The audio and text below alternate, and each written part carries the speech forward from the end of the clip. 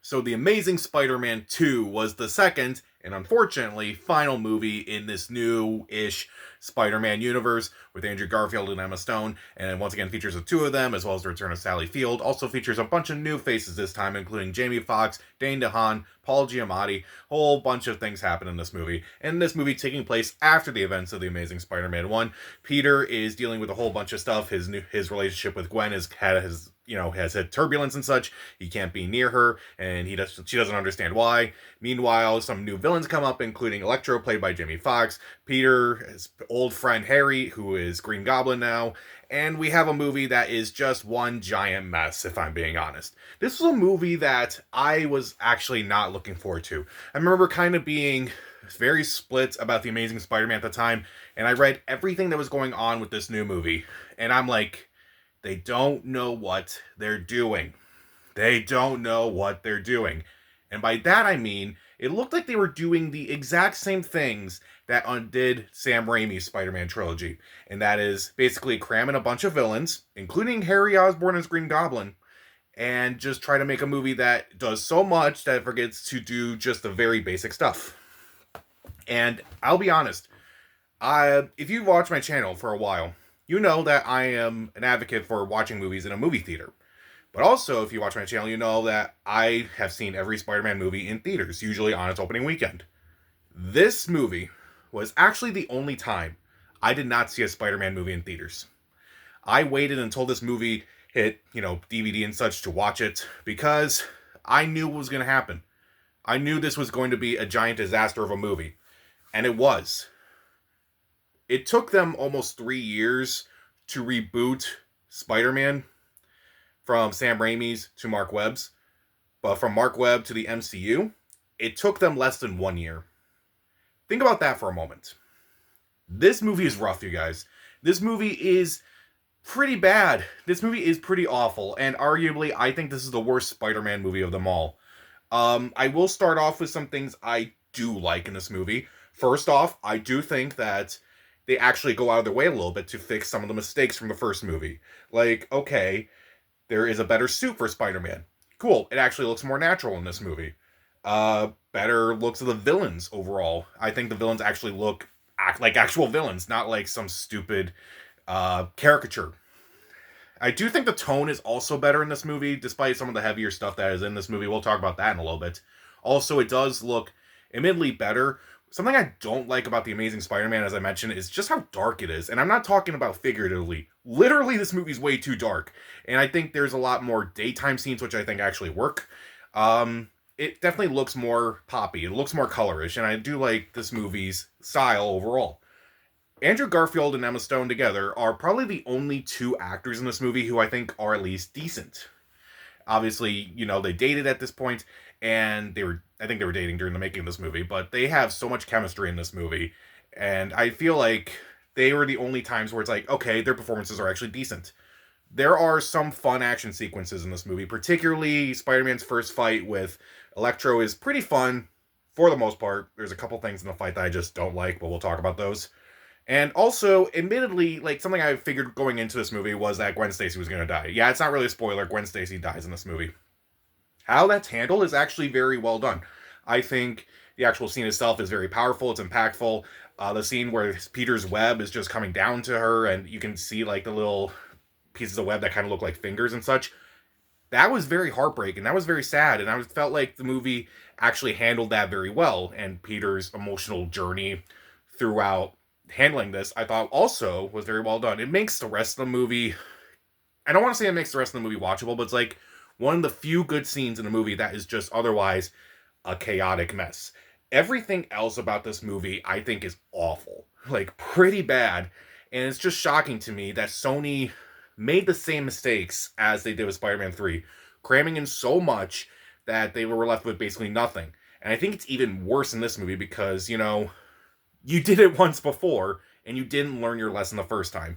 But let's talk about it, because all three actors who are playing the villains of this movie are just awful. I think the best villain of this movie is probably Electro, played by Jamie Foxx, and that is also kind of just something I'm annoyed by, because he's basically doing the same shtick that Jim Carrey did with Batman Forever, and Kristen Wiig wound up doing with Wonder Woman 1984.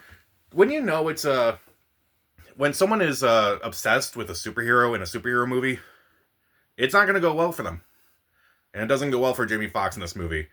I thought his performance was kind of a little too scattered. I thought his performance was kind of off at times. Like I couldn't tell. Like I can tell what he was going for, but like I don't know. Something about his performance was just off to me. And he's probably the best part about the entire villain of all the villains in this movie. Dane DeHaan. You know, there's a couple moments as Harry that are actually good, like his first scene in the boardroom when he kind of makes a sarcastic remark about the first movie and such, and all the other board members are like, I mean, there was that. Okay, that was kind of a funny scene, and Dane DeHaan delivered that line perfectly. I don't know what was up with him. His line delivery in pretty much every other scene, from when he's being Harry to when he's being Green Goblin, it's just laughable. But Paul Giamatti, he could have been cut out of this movie entirely and you would not have missed anything. Oh my god, his performance is not even long enough. He only has like a few lines in this movie, but they are just so laughable. Like the one at the very end when he's in the Rhino costume, he's like, I am the Rhino. Like, oh my. He sounded drunk. He sounded really drunk making this movie. I hated it. There are so many moments in this movie where they do try to have some humor in this movie, but it falls flat. A lot of the times when Spider-Man's kind of being like, you know, when Spider-Man is trying to be comedic and such, it kind of works like his first encounter with Rhino. Has a few comedic bits, but it's not that funny. Or like some line deliveries where it's like some between May and Peter, it just isn't that funny. I was honestly laughing more at the things that they didn't think were funny. Like the performances, the fact that in the eel pit, Max's teeth are just magically fixed by electricity. That is so stupid. That was stupid even when I saw it for the first time. And my god, it's still really silly to me. I don't know why. Like, also, I don't really like in this movie that there's way too much going on. You got stuff with Peter, you got stuff with him trying to figure out what his parents did, you got stuff with Harry Osborn, you got stuff with Max, you got, even Aunt May has a subplot in this movie. Aunt May apparently is taking a job, learning how to be a nurse and such. It has no impact on the story whatsoever. You got way too much going on in this movie, and if you just cut out a few things, you could have cut out a lot of things from this movie, and they actually did. I think Shailene Woodley was supposed to be in this movie as Mary Jane, but they cut her out entirely. Apparently, she's not even in deleted scenes. That is bad. That is really bad. But there's way too much going on in this movie. Also, I really don't like Peter still being reckless with his powers. Like, I kind of mentioned that in Amazing Spider-Man 1, where he's kind of just reckless with all of his powers. And yet, in this movie, I think he's still kind of being a douchebag in this movie. Like, his fights with Rhino, he's still kind of being, like, comedic and such. It still causes a lot of damage, and yet he's running late to his graduation. That is a jerk move right there. That is a real jerk move right there. Like, you knew you were going to your graduation, and yet you still chose to do all these embarrassing things and such. It's just silly. Also, in that big fight scene with Max, like the first time he's at his Electro and Spider-Man is fighting him and such, he at some point, I guess, he put on a fireman's hat and actually grabbed a hose to use it on Electro. Where did he get that? Where on earth did he get that? It wasn't funny. It was just random. And I'm just like, it kind of feels so totally off from what else they're doing with this movie. Also, the whole storyline about Harry in this movie. So, in the movie, Norman Osborn is dying from this disease. And Harry soon discovers that he also has this disease. But unlike his father, who had years to, you know, have all the symptoms and such, Harry's condition is worsening very fast. And he realizes that he needs a certain blood in order to survive. He needs Spider-Man's blood. At first, I was thinking, that's really stupid. That is incredibly stupid. And watching it again, it's like, I get what he's going at, because he knows that Spider-Man, not Spider-Man per se, but like the spiders that were being worked on at Oscorp, they had these powers and such, and had all these healing abilities. So I guess that kind of makes sense. it's still really, really, really stupid in my opinion. And wow, I just didn't think it worked. Also, we gotta talk about that one moment where, Andrew Garfield just goes, "That's the question. That's a question." That is so silly. How did this script come together and like you have all these actors. I think every actor that I mentioned in this video, from Andrew Garfield to Dane DeHaan to Emma Stone, Sally Field, Jamie Foxx, Paul Giamatti, everyone in this movie is incredibly talented, but none of them could do anything with it. It was embarrassing. You did not give them any decent lines in this movie. Apparently, even the graduation scene where Gwen Stacy is the valedictorian and she's giving the speech, well, that wasn't actually written by the screenwriter, and it was actually probably one of the better lines, some of the better lines of dialogue in this movie. But other than that, nothing. Also, the music. The music in this movie I absolutely hated. They use Philip Phillips's Gone, Gone, Gone at one point, which makes no sense. There's also Pursuit of Happiness by Kid Cudi, which I was like, wait, that was in this movie? I completely forgot. Also, the techno score, like the techno dubstep score was just embarrassing at times. Like there's one moment where they play like, I don't even remember what the song was, but if you've seen 2001: A Space Odyssey, you know what song I'm talking about. But it's also in this movie. And they just add like all these like dubstep and techno sounds to it, and it's just so silly to me. I just had to laugh. There's a lot of really awkward moments in this movie. There's a lot of really stupid moments in this movie. And it just continues the whole, let's try to make Spider-Man a little bit more serious. But by making him more serious, the sillier moments stand out a lot more than they did when they weren't necessarily... I don't know what to say. Like, because you're trying to be serious, the sillier moments stand out more because they clash with what you were going with. And it just doesn't make sense.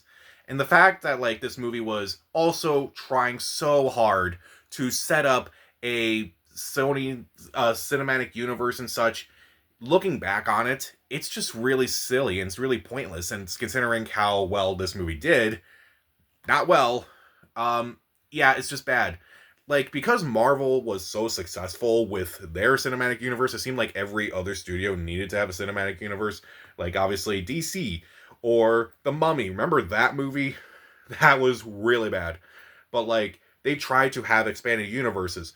But what they forgot while making their expanded universe is that you have to have decent movies to start off your cinematic universe with. Now, but like with this movie, it's like we kind of want our cinematic universe now. What are you gonna do about this movie though? We'll throw out a bunch of shit out there, and let's just see if it works. Does it work? No, not really. Hardly anything in this movie works, and even the stuff that does kind of work is just fine. Like even the action scenes themselves are just okay-ish. Andrew Garfield and Emma Stone are fine. And again, I do think that they were trying to fix things from the first movie that were admittedly not good.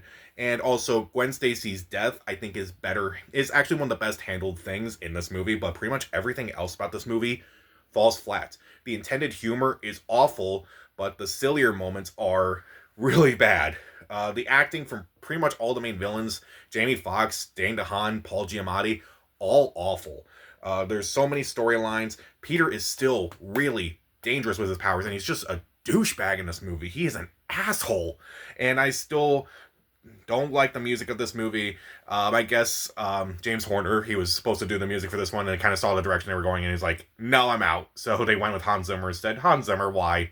The music is terrible. I really hated a lot of this movie, and I think it's the worst of all the Spider-Man movies. And again, the fact that it took them almost 3 years to reboot the Spider-Man trilogy after Sam Raimi had left, and then it took them a year to just basically say, screw it, we're just going to give it to Marvel. That says it all about this movie. This movie was so bad that they canceled pretty much everything else that they were going to do. Yikes. Amazing Spider-Man 2 is really not that amazing, and honestly, this is the only Spider-Man movie that I will give 1 out of 4 stars to. Skip it. You know, at least with Spider-Man 3, I can go back and watch it and kind of have fun with it.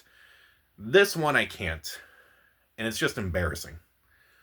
So, What are your thoughts about Amazing Spider-Man 2? And also, who is your favorite Spider-Man villain? We kind of have so many of them, and I'm not just going to count the movies, maybe in the comic books too.